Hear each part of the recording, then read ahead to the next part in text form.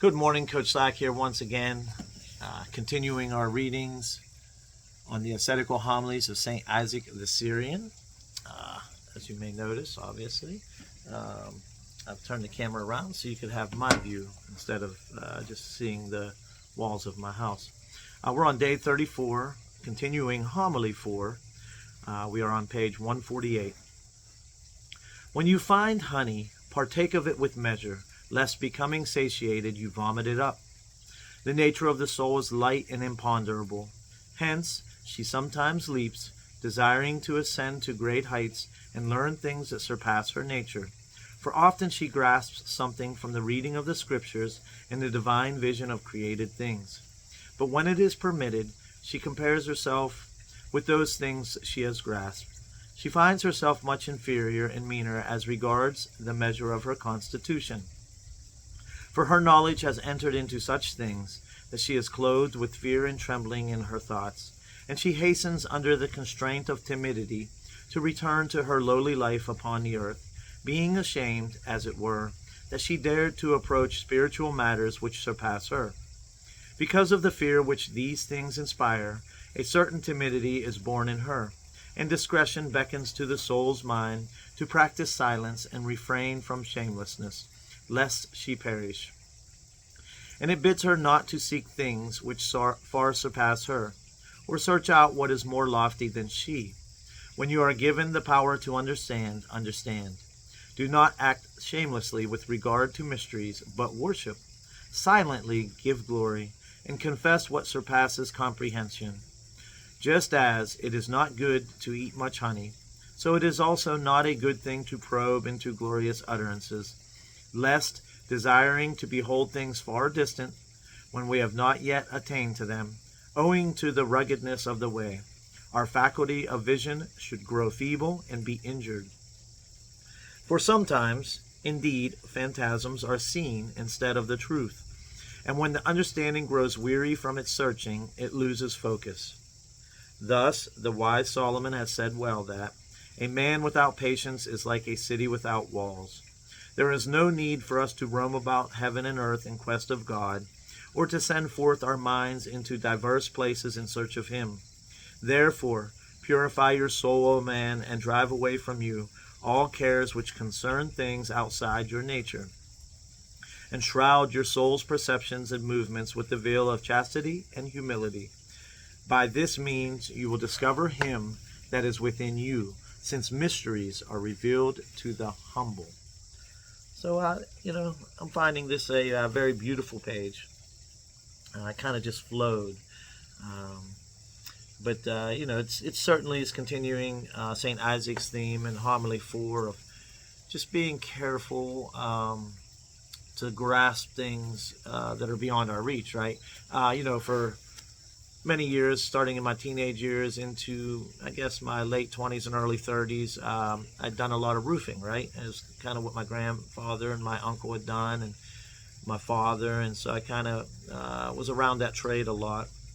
And that was a general rule of thumb. When I was training people to work on a roof, I would always say, never reach for something, right? Because in that reaching, you would be in danger of getting off balance and slipping and falling, right?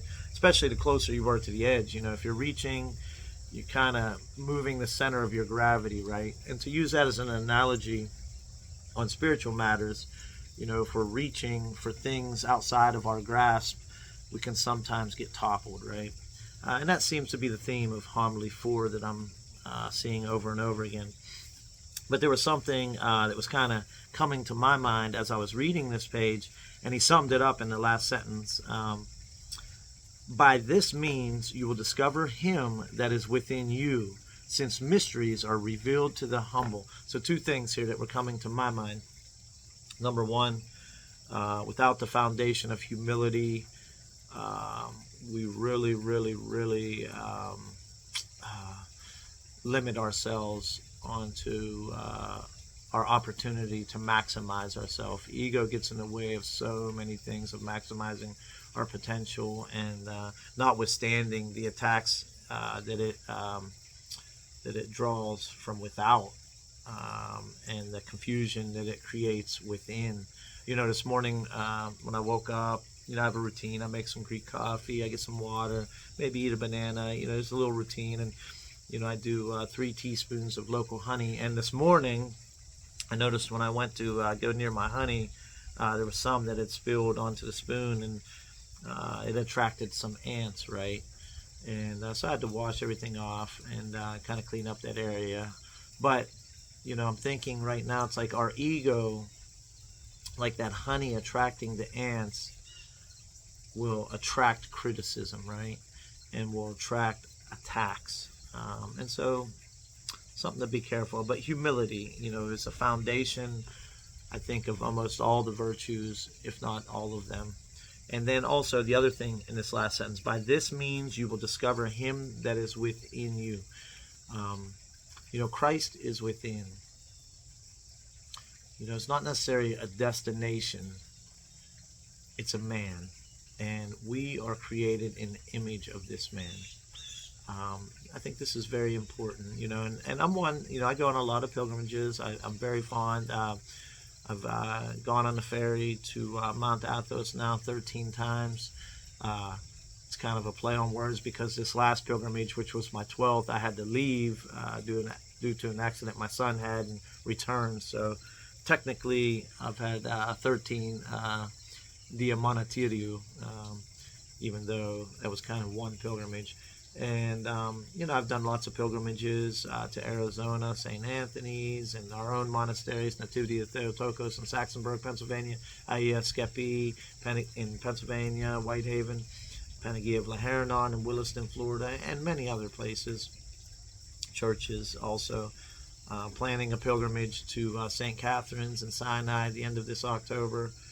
And I do this to connect with others who love God. But again, my point of all this is not to say what I've done, but, these pilgrimages mean very little if I'm not living a life self-examined and trying to discover what is within me. By this means, you will discover him that is within you. He planted, God, when he created us, planted that seed in every one of us. And it's up to us to nurture, water it, and attend to it, to let that flower forth, right? Anyhow, these are some of the things. In the name of the Father, Son, Holy Spirit. Amen.